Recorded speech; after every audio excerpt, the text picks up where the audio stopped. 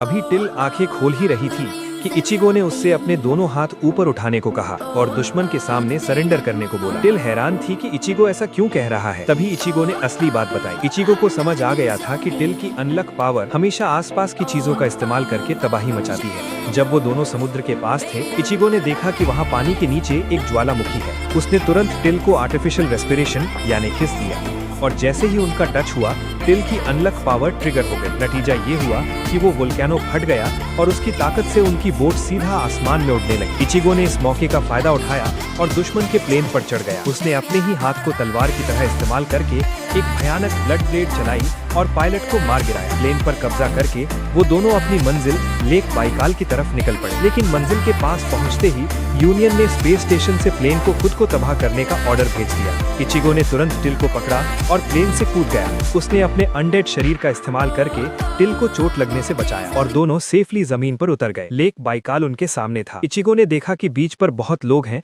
तो उसने अंदाजा लगाया कि निगेटर्स सबके सामने हमला नहीं करेंगे। उसने टिल से कहा कि वो थोड़ी देर अकेले घूमे जब तक वो अपने पुराने साथी से मदद मांगने जाता है। बेचारी टिल की किस्मत यहाँ भी खराब थी।